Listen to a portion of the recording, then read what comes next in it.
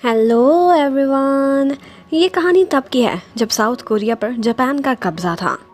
फिर कहानी की शुरुआत में हमें एक शिप को दिखाया जाता है जहाँ पर एक शिप गार्ड चेकिंग कर रहा था। तो तभी एक रूम से उसे म्यूज़िक की आवाज़ें सुनाई देने लगती हैं। जब वो इस रूम को ओपन करता है तो वहाँ पर कोई भी इंसान नहीं था, रूम तो खाली पड़ा था। अब वो रूम को चेक करता है तो वहाँ पर उसे एक लेटर मिलता है जो कि किम वू ने वहाँ पर छोड़ा था। किम वू ने उस लेटर में लिखा था कि वो वापस जा रहा है और जो सामान रूम में पड़ा हुआ है उसे वापस भिजवा देना। गार्ड ये पढ़कर हैरान हो गया था। वो जल्दी से बाहर आता है तो उसे मालूम होता है कि किम वू वहाँ से भाग चुका है। अब नेक्स्ट सीन में किम वू अपने कुछ फ्रेंड्स के साथ एक कॉन्सर्ट की बात कर रहा था। इस कॉन्सर्ट से मिलने वाले पैसे उनकी ऑर्गेनाइजेशन के काफ़ी काम आ सकते थे, लेकिन उन्हें एक लड़की की ज़रूरत थी। इसके लिए वो अपने एक फ्रेंड को लड़की के कपड़े पहना देते हैं, लेकिन वो उसमें बिल्कुल भी सूट नहीं कर रहा था। किम वू और उसके फ्रेंड्स इस बात को लेकर काफ़ी परेशान थे कि वो अपने कॉन्सर्ट के लिए अब गर्ल को कहाँ से तलाश करें। दूसरी तरफ से हमें यून सिम को दिखाते हैं जो कि गाने की रिहर्सल कर रही थी, और उसी दौरान उसकी टीचर उसे रोक देती है और बताती है कि इस गाने को तुम्हें दिल से गाना चाहिए था। टीचर के पूछने पर यून सिम बताती है कि अभी तक उसे किसी से प्यार ही नहीं हुआ, इसीलिए वो गाने को दिल से गा ही नहीं सकती। अब जब यून सिम घर जा रही होती है तो रास्ते में उसका एक फ्रेंड उसे रोक लेता है। यून सिम का फ्रेंड किम वू का भी फ्रेंड था। उन्हें एक गर्ल की ज़रूरत थी, इसलिए वो यून सिम से होने वाले कॉन्सर्ट के बारे में बात करने लगता है और उसे अपने रहने की जगह का एड्रेस भी दे देता है। इस एड्रेस पर यून सिम थोड़ी देर बाद पहुंच जाती है। फिर वो देखती है कि किम वू एक रूम में बुक रीडिंग कर रहा है। वो बुक जिस ऑथर की थी वो यून सिम को बिल्कुल भी अच्छा नहीं लगता था। इस बात पर वो किम वू के पास जाकर ऑथर को लेकर आर्ग्यू करने लग जाती है। ऊपर से यून सिम का फ्रेंड भी आ जाता है और वो दोनों का एक दूसरे से इंट्रोडक्शन भी करवाता है। उन दोनों की आपस में बिल्कुल भी नहीं बन रही थी। किम वो उससे एक प्ले में काम करने के बारे में पूछता है, जिस पर यून सिम साफ इनकार कर देती है। किम वो उसे समझाता है कि अगर वो प्ले में एक्ट करती है तो इससे वो अपनी कंट्री का नाम भी रोशन कर सकती है। यून सिम मान जाती है फाइनली, लेकिन 2 कंडीशंस के साथ, और वो सिर्फ सिंगिंग करेगी, और दूसरी बात ये थी कि अगर उसे ये ठीक ना लगा तो वो उसे छोड़ भी देगी। किम वू के बाकी फ्रेंड्स इन कंडीशंस को मानने के लिए तैयार नहीं थे, लेकिन किम वू उसे एक चांस ज़रूर देना चाहता था। उधर यून सिम अपने फ्रेंड्स को बताती है कि मैं किम वू के प्ले में पार्टिसिपेट कर रही हूँ ताकि उसे दिखा सकूँ कि मैं कितनी काबिल हूँ। किम वू जब घर जाता है तो मेड आकर उसे एक इन्वेलप देती है जो कि उसके डैड ने भेजा था। इसमें कुछ पैसे थे और डैड ने साथ में ये भी लिख कर भेजा था कि इन पैसों से प्लीज़ सारी बुक्स मत खरीद लेना। जब स्टडी कंप्लीट हो जाए तो घर वापस भी आ जाना। नेक्स्ट डे जब यून सिम गाने की रिहर्सल कर रही थी तब किम वू के फ्रेंड्स उसकी आवाज़ सुनकर काफ़ी हैरान रह गए थे। जब वो गाना ख़त्म करती है तो वो लोग उसके लिए क्लैपिंग करने लग जाते हैं। किम वू भी वहीं पर ही मौजूद था। वो पियानिस्ट की तो तारीफ करता है, लेकिन यून सिम के बारे में एक शब्द भी नहीं कहता और वहाँ से चला जाता है। अब ये बात यून सिम को बिल्कुल भी अच्छी नहीं रही थी, जबकि किम वू बड़े मज़े से प्ले के बाकी कैरेक्टर से रिहर्सल्स करवाता रहता है और यून सिम किम वू की तरफ गुस्से से देखती रहती है। रिहर्सल के ख़त्म होने के बाद यून सिम किम वू से उसके बिहेवियर के बारे में बात करना चाहती थी, लेकिन तब तक वो वहाँ से जा चुका था। यून सिम को भूख लगी हुई थी तो वो एक रेस्टोरेंट में आ जाती है। वहाँ उसकी नज़र किम वू पर भी पड़ती है। यून सिम को बैठने के लिए एक सीट मिलती है और वो भी फिर किम वू के साथ ही आकर बैठ जाती है। अब यून सिम को गुस्सा तो बहुत आता है, लेकिन इतने में वो अपने लिए नूडल्स मंगवाती है। वो भी खा ही रही होती है कि किम वू बहुत एटीट्यूड से खाना ख़त्म करके वहाँ से जाने लगता है। यून सिम उसे वहीं पर ही रोक लेती है। वो किम वू से उसके रूड बिहेवियर के बारे में बात करती है और फिर ये भी कहती है कि उसने सिंगिंग के बाद उसकी तारीफ़ क्यों नहीं की थी, जिस पर किम वू उसे बताता है कि मेरे पास तुम्हारी तारीफ़ करने के लिए एक्चुअली शब्द ही नहीं थे, क्योंकि तुमने बहुत ही अच्छे तरीके से गाया था। उन दोनों की बातों से ये भी मालूम हो गया था कि जापान में इतना अर्सा रहने के बावजूद भी वो दोनों अपनी कंट्री को लेकर काफ़ी पॉजिटिव थे और अपने देश से प्यार करते थे।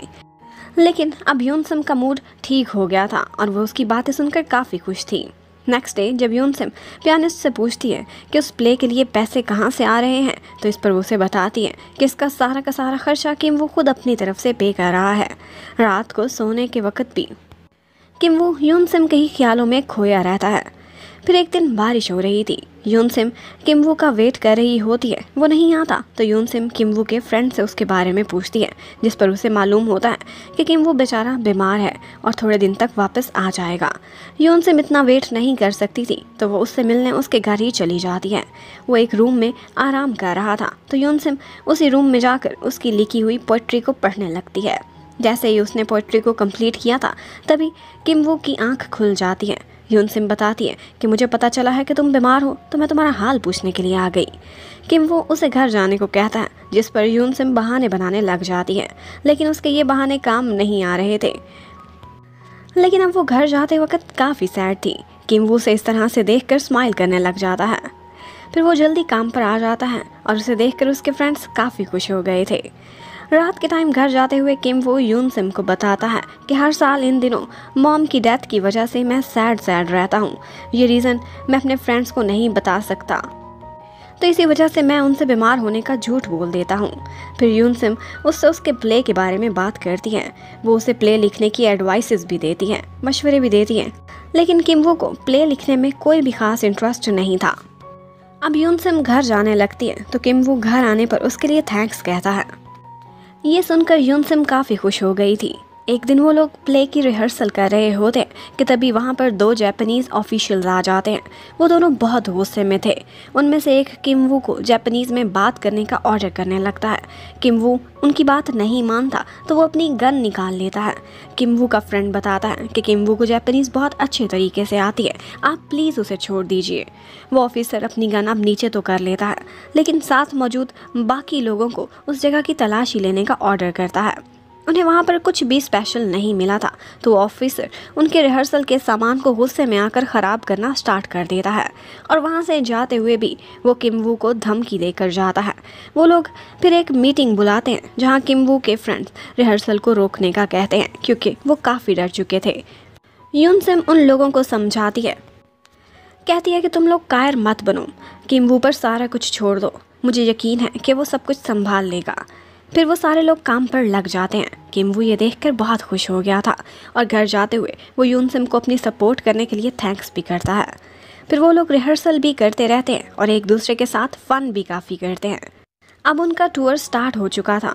वो शहर शहर जाकर अपने प्ले को परफॉर्म करते थे और लोगों को इंटरटेन भी करते थे। एक दिन प्ले में यूनसिम को भी परफॉर्मेंस करनी थी तो वो काफ़ी नर्वस नज़र आती है, लेकिन किम्वू उसके साथ था तो वो उसे फेस करने के लिए रेडी हो जाती है। बहुत हिम्मत करके अब वो स्टेज पर जाकर गाना गाती है और ये देखकर किम्वू बहुत खुश हो गया था। उनका लास्ट शो भी बहुत सक्सेसफुल रहा था तो उसे सेलिब्रेट करने के लिए वो लोग एक जगह पर जाते हैं। वहाँ यूनसिम किम्वू से डांस के बारे में पूछना चाहती थी, लेकिन यूनसिम का एक फ्रेंड आकर उससे डांस के बारे में पूछ लेता है। यूनसिम अब उसी के साथ ही डांस कर रही होती है, लेकिन इनफैक्ट वो किसी और में ही खोई हुई थी। लेकिन इतने में उसका फ्रेंड उसे कहने लगता है कि एक बात बता दूं, अगर तुम किम्वू को लाइक करती हो तो लाइक करना बंद कर दो, क्योंकि इवेंचुअली तुम बहुत हर्ट होने वाली हो। यूनसिम को उसकी ये बात बिल्कुल भी समझ नहीं आ रही थी। तभी वहाँ पर कुछ पुलिस वाले आ जाते हैं और वो लोग किम्वू को पकड़ लेते हैं। किम्वू के फ्रेंड्स काफ़ी परेशान हो गए थे क्योंकि किम्वू को कुछ दिन तक उन्हीं की कैद में ही रहना था। ये सब इस वजह से हो रहा था क्योंकि किम्वू ने प्ले में फ्रीडम की लाइंस ऐड कर दी थी। पुलिस वाले किम्वू को अच्छी खासी धुलाई भी करते हैं और जब वो बेचारा जेल से बाहर आता है तो उसके कपड़ों पर काफ़ी ब्लड भी लगा हुआ था। लेकिन सामने खड़ी यूनसिम उसी का ही वेट कर रही थी और वो किम्वू की ये हालत देखकर रोने लग जाती है। घर जाते वक्त यूनसिम को किम्वू की हालत ठीक नहीं लग रही थी तो इस बात को लेकर काफ़ी परेशान भी थी। रास्ते में उसका घर आ जाता है और वहाँ यूनसिम के डैड किम्वू को भी देख लेते हैं। यूनसिम फिर उसे अपने घर ले जाती है तो उनके पास जो कुछ भी खाने को पड़ा हुआ था वो किम्वू को ऑफ़र करते हैं। यूनसिम के सिस्टर और उसका भाई भी किम्वू को देखने के लिए पहुंच जाते हैं। उसका भाई जब किम्वू से उसके और यूनसिम के रिलेशनशिप के बारे में पूछता है तो यूनसिम की सिस्टर उसे कान से पकड़कर बाहर ले जाती है। किम्वू यूनसिम की फैमिली को देखकर काफ़ी खुश हो गया था। फिर यूनसिम उसके ज़ख्मों पर मेडिसिन भी लगाती है और बाद में उसके साथ कहीं जाने की विश भी उसे बताती है। एक दिन वो दोनों मार्केट में घूमते फिरते बातें कर रहे होते हैं कि एक जगह आकर किम वो यूनसिम से पूछता है कि तुमने मेरे साथ कहाँ जाना था, क्या बताया था। यूनसिम उसे फिर एक बहुत बड़े हॉल में लेकर जाती है और कहती है कि मेरी विश है कि मैं इससे भी ज़्यादा लोगों के सामने सिंगिंग परफॉर्मेंस दूँ। क्या बताओ, तुम मुझे वहाँ पर सपोर्ट करने के लिए आओगे? जिस पर किम वो बताता है कि यस, ज़रूर आऊँगा। यूनसिम ये सुनकर नर्वस हो जाती है और शर्मा कर वहाँ से भाग जाती है। अब वो दोनों एक रेस्टोरेंट में बैठे हुए होते हैं तो वहाँ पर यूनसिम किमवू से उसके ड्रीम के बारे में पूछती है, लेकिन किमवू का अपने काम के अलावा कोई और ख़ास ड्रीम नहीं था। फिर वो दोनों पुलिस स्टेशन के बाहर जाकर उसकी विंडो तोड़कर भाग जाते हैं। वो दोनों साथ में ये सारा कुछ करके अब काफ़ी खुश हो गए थे। अब वो पुलिस वाले उनका पीछा तो बहुत करते हैं, लेकिन ये दोनों उनसे छुपने की एक जगह ढूंढ ही लेते हैं। अब वो वहाँ पर छुपे हुए होते हैं। जब पुलिस वाले वहाँ से चले जाते हैं तो वो दोनों घर जाने का डिसाइड करते हैं। रास्ते में किम वो यूनसिम से अपने घर आने का पूछता है। ये सुनकर यूनसिम बहुत खुश हो गई थी। इतने में ऊपर से बस आ जाती है तो किम वो वहाँ से चला जाता है। नेक्स्ट डे सारे लोग ट्रेन स्टेशन पर इकट्ठे खड़े हुए थे। वहाँ पर यूनसिम भी आ जाती है और फिर हमें पता चलता है कि ये सारे लोग ट्रेन में बैठकर सफ़र पर जा रहे हैं और उनकी डेस्टिनेशन कोई और नहीं बल्कि किमवू का घर है। वहाँ जाकर यूनसिम को मालूम होता है कि किमवू एक वेल्दी फैमिली से बिलोंग करता है, वो बहुत रिच है। इतने में एक लड़की आगे से आकर उनको वेलकम करती है। किमवू उसे बताता है कि ये सारे लोग मेरे फ्रेंड्स हैं और यहाँ पर यूनसिम को एक बात पता चलती है कि वो लड़की कोई और नहीं बल्कि किमवू की ही वाइफ है। यूनसिम इस बात को लेकर बहुत शॉक्ड रह जाती है। रात को वो लोग एक छोटा सा कॉन्सर्ट भी रखते हैं। सिंगिंग के लिए वो लोग यूनसिम को बुलाते हैं, लेकिन यूनसिम सैड थी तो अपना गला ख़राब होने का बहाना करके सिंगिंग से मना कर देती है। वो उस जगह पर ज़्यादा देर तक रुक नहीं सकती थी तो वहाँ से उठकर भी चली जाती है। अब किमवू को भी मालूम हो गया था कि वो किस वजह से सैड है। यूनसिम उसके घर में भी नहीं रुकती और एक नोट रखकर रात को ही वहाँ से चली जाती है। नेक्स्ट डे किमवू के फ्रेंड्स जब वहाँ से चले गए थे तो किमवू के डैड उससे बात करने के लिए उसे एक रूम में साइड पर लेकर जाते हैं। वो वहाँ किमवू को बहुत समझाते हैं कि तुम्हें प्ले को छोड़कर फैमिली बिजनेस पर फोकस करना चाहिए, इसी में ही हम सब का फ़ायदा है। किमवू डैड की बात से डिसएग्री नहीं कर सकता था तो बस उन्हें खुश करने के लिए उनकी बात को मान लेता है। रात को किमवू की वाइफ उसके पास आती है और वो किमवू को यही समझाती है कि तुम्हें कोई भी ऐसा काम नहीं करना चाहिए जिससे डैड नाराज़ हो जाएं। जब स्टडी कंप्लीट हो जाए तो यहाँ आकर डैड के बिज़नेस को संभाल लेना, क्योंकि डैड को तुमसे बहुत उम्मीदें हैं। अब इस बात को 4 महीने गुजर गए थे। अब इतना अरसा गुजर जाने के बाद यूनसिम किमवू से मिलने का फैसला करती है। 2 दिनों में वो वापस अपने घर जा रही थी तो घर जाने से पहले एक दफ़ा किमवू से मिलने का डिसाइड करती है। यूनसिम किमवू को घर ले जाने के लिए थैंक्स भी करती है। वो थोड़ी देर उससे बातें करती है। वो दोनों अच्छा टाइम बिताते हैं और उसके बाद यूनसिम के जाने का समय हो जाता है। अब वो वहाँ से चली गई थी, लेकिन किमवू बस खामोशी से पीछे से बैठे उसे देखता रह जाता है। फिर एक दिन किमवू न्यूज़पेपर रीड कर रहा था तो उसे मालूम होता है कि यूनसिम का उसी हॉल में कॉन्सर्ट रखा गया है जिसके बारे में उसने किमवू को बताया था कि ये मेरा सबसे बड़ा ड्रीम है कि मैं इस हॉल में परफॉर्म करूं। यूनसिम कॉन्सर्ट से पहले तैयार हो रही थी तो उसे ऐसा लगता है कि किमवू वहाँ है, लेकिन ये सिर्फ उसका एक वहम होता है। फिर वो परफॉर्म करने के लिए हॉल में आ जाती है। जब वो सिंगिंग कर रही थी तो उसकी आवाज़ में बहुत पेन था और ये पेन उसी की वजह से था क्योंकि उसे किमवू के साथ गुजारा हुआ समय याद आ रहा था। और फिर गाते गाते उसी टाइम पर उसकी नज़र किमवू पर पड़ती है। वो एक्चुअली वहीं पर ही आया हुआ था उसकी परफॉर्मेंस देखने के लिए। फिर किमवू वहाँ से जाने लगता है तो यूनसिम स्टेज से नीचे उतरकर उसके पीछे भागने लग जाती है। पहले तो वो उसे कहीं नज़र नहीं आता, लेकिन फिर एक जगह पर वो उसे मिल जाता है। जब वो पीछे से आकर किमवू को बुलाती है तो किमवू वहीं का वहीं रुक जाता है। यूनसिम उससे बात करना चाहती थी तो वो उसे रिक्वेस्ट करके उसका थोड़ा सा टाइम मांगती है, जिस पर किमवू बताता है कि पहले तुम कपड़े तो चेंज कर लो। फिर यूनसिम ने कपड़े चेंज कर लिए थे। वो दोनों बातें करते हुए जा रहे थे तो यूनसिम उसे बताती है कि मैंने सुना कि आजकल तुम अपने डैड का बिजनेस संभाल रहे हो। किमवू आगे से उसे बताता है कि एक्चुअली मैं तो बुक्स लिखना चाहता था, यही मेरा पैशन था, लेकिन देखो अब डैड के बिज़नेस को संभालना पड़ रहा है। फिर यून सिम उसे बता ही देती है कि मैंने बहुत कोशिश की थी कि तुम्हें भुला दूँ, लेकिन आज जैसे ही तुम्हें देखा है तो फील हुआ है कि मैं ऐसा कभी भी नहीं कर सकती। अब वो काफ़ी इमोशनल हो गई थी तो किम वो उसे गले लगा लेता है और वो दोनों हक करके खड़े होते हैं और इसी पोजीशन में बहुत देर तक खड़े रहते हैं। अब वहाँ से जाते हुए यून सिम किम वू को कहती है कि मैं तुम्हें लेटर्स लिखा करूँगी, तुम उसका जवाब ज़रूर देना, और साथ ही साथ उसे ये भी कहती है कि हाँ, लिखना बंद मत करना क्योंकि तुम बहुत अच्छा लिखते हो। और जब वो वहाँ से चली गई थी तो पीछे से किम वू स्माइल करने लग गया था। फिर एक दिन यून सिम को एक बंदा सिंगिंग के लिए थोड़े से पैसे देता है। वो यून सिम को समझाता है कि तुम्हें क्लासिकल सॉन्ग्स गाने चाहिए, ये तुम्हारे लिए अच्छा होगा। यून सिम के पास और कोई रास्ता नहीं था तो वो उसकी बात से एग्री कर जाती है। और जब वो घर आती है तो उसकी मॉम जल्दी से उसके पास आती है। घर में खाने का सामान नहीं था तो थोड़े से जो पैसे यून सिम को मिले थे वो जल्दी से मॉम को दे देती है। फिर वो किम वू को लेटर लिखती है। वो उसे ये तो बता नहीं सकती थी कि उसकी फाइनेंशियल कंडीशंस कितनी ख़राब हैं, तो वो उसे सिर्फ इतना ही कहती है कि मैं बहुत खुश हूँ और सबसे ज़्यादा खुशी तब होती है जब तुम मुझसे मिलने के लिए आते हो, और एक दफ़ा जब तुमने मेरा हाथ पकड़ा था उस वक्त मुझे और भी ज़्यादा अच्छा लगता है। अब किम वू भी रिप्लाई में उसे लिखता है कि जब मैं काम से थक जाता हूँ तो पोइट्री लिखता हूँ, और जब तुमसे मिलता हूँ तो खुश हो जाता हूँ, और जब तुमसे मिलकर वापस आता हूँ तो तुम्हें मिस करने लग जाता हूँ। यून सिम उसका ये लेटर रीड कर रही होती है कि ऊपर से भाई आकर बताता है कि डैड बुला रहे हैं, और जब वो पेरेंट्स के पास जाती है तो वो उसे कहते हैं कि तुम्हारे लिए एक मैरिज प्रपोज़ल आया है। वो लोग बहुत रिच हैं, अगर तुम वहाँ पर शादी करती हो तो तुम्हारा हम पर बहुत बड़ा एहसान होगा। वो लोग ना सिर्फ हमारी फैमिली नीड्स का ख्याल रखेंगे बल्कि तुम्हारे भाई और बहन की पढ़ाई में भी हेल्प करेंगे।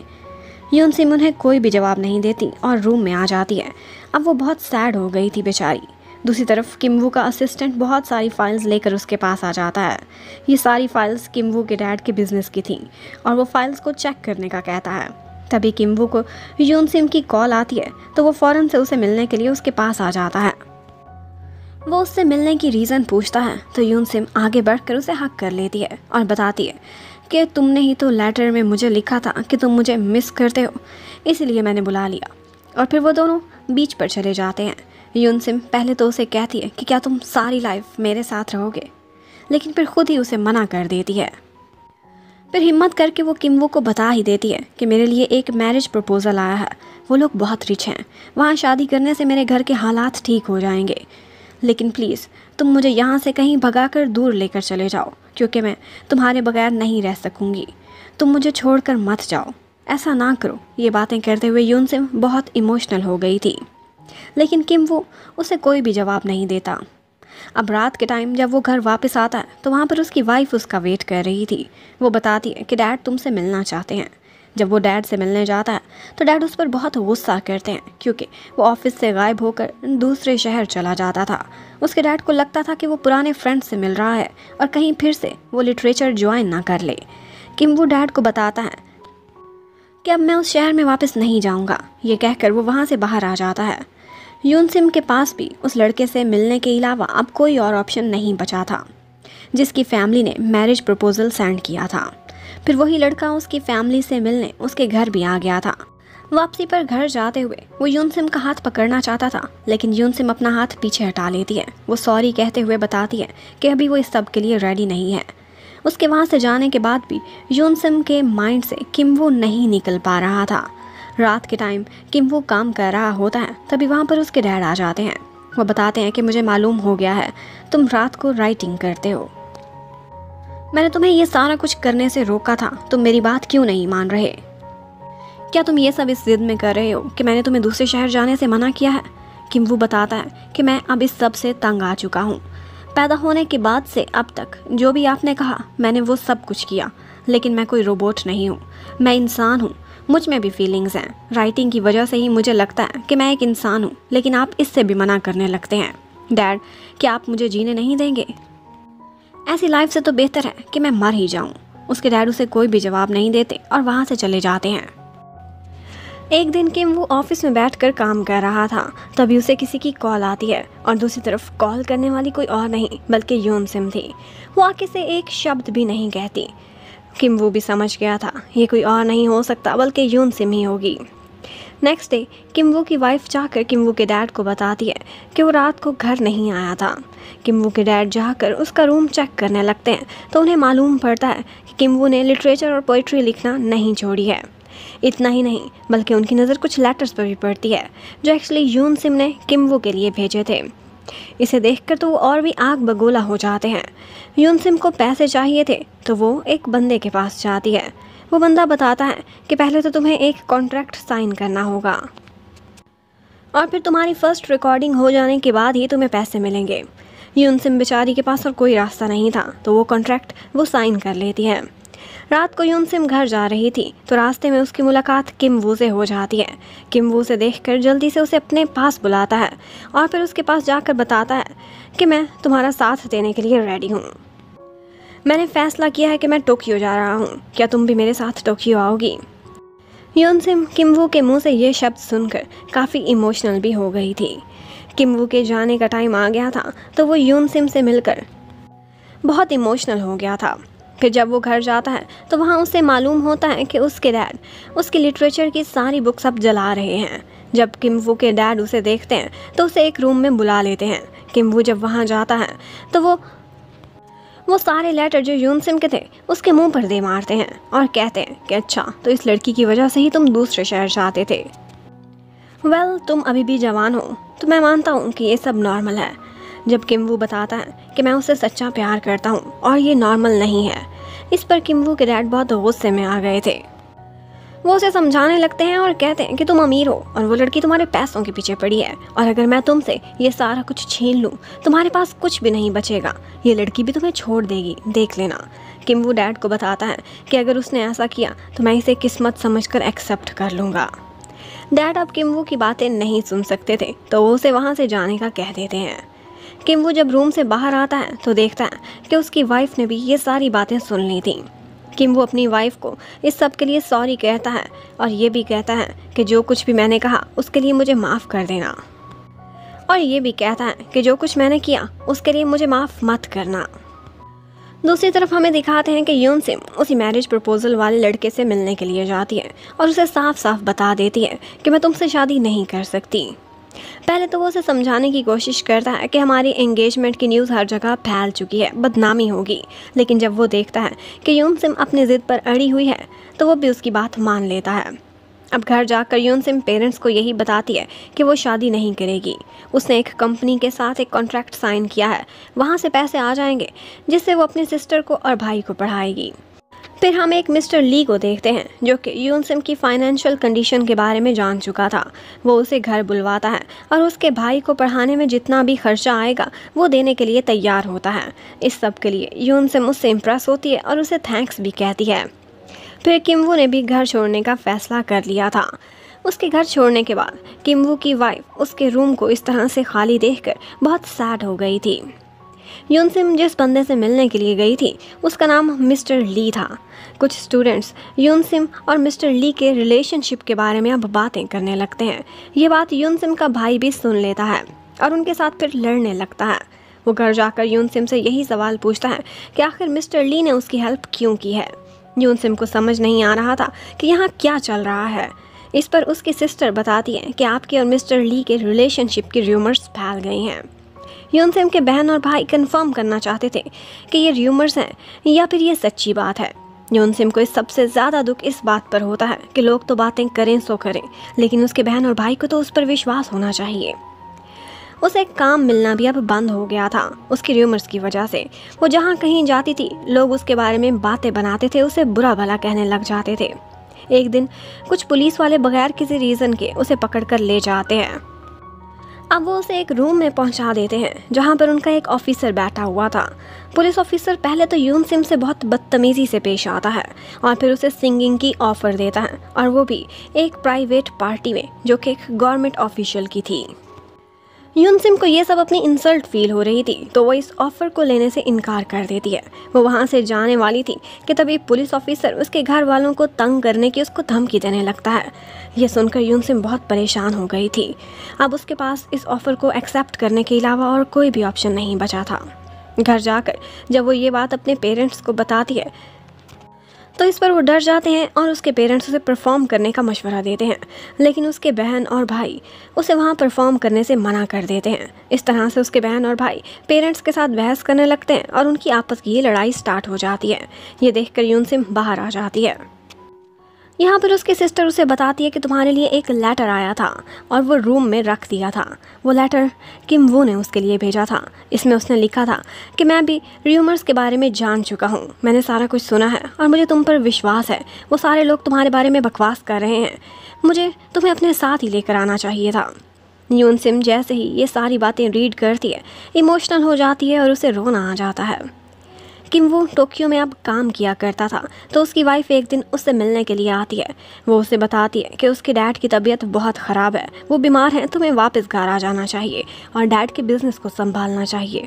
मैं जानती हूँ कि तुम किसी और से प्यार करते हो, तुम एक अच्छे पति नहीं बन सकते, कोई बात नहीं, लेकिन एक अच्छे बेटे तो बन सकते हो। अब उसके वापस चले जाने के बाद किम वू ने डैड से मिलने का फ़ैसला कर लिया था। वो थिएटर में जाकर अपने फ्रेंड्स को इसी बारे में बता देता है। पहले तो वो जाकर यूनसिम से मिलता है। यूनसिम उसे सब कुछ बताती है कि उसकी लाइफ में आजकल क्या चल रहा है और अब वो गवर्नमेंट के ऑफिसर्स के लिए सिंगिंग करती है। यूनसिम ये भी बताती है कि वो अपनी लाइफ से बहुत तंग आ चुकी है। किम वो उसे समझाता है कि पहले मैं भी ऐसे ही सोचता था, लेकिन अब ऐसा नहीं है, जो मेरा मन करता है मैं सिर्फ वही करता हूँ। अब वो दोनों एक दूसरे के साथ टाइम स्पेंड करने लगते हैं। वो दोनों काफ़ी खुश भी थे। वो दोनों थोड़े समय के लिए अपनी सारी टेंशन्स भुला देते हैं। किम वू की एक पोइम यूनसिम को याद थी, तो उसको वही पोइम भी सुनाती है, जिसके साथ ही उसे नींद भी आ जाती है। अब नेक्स्ट डे वो अपना सॉन्ग रिकॉर्ड करने के लिए स्टूडियो में जाती है। किम वू और यूनसिम ने नए शहर जाने का प्लान भी बना लिया था और इसके लिए वो एक शिप में सवार हो जाते हैं। अब रात के टाइम वो दोनों एक साथ डांस करने का भी प्लान करते हैं और डांस करते समय वो एक दूसरे के साथ बिताए हुए सारे वक्त को याद करते रहते हैं। दोनों ही उन पलों को याद करके बहुत इमोशनल हो गए थे। ये उनका आखिरी डांस था और ये उनके आखिरी पल थे जब वो दोनों एक साथ थे और बिल्कुल आज़ाद थे। डांस के ख़त्म होते ही वो दोनों समुद्र में छलांग लगा देते हैं और इसी के साथ ही इस इमोशनल स्टोरी की एंडिंग हो जाती है। Thank you for watching. Bye bye.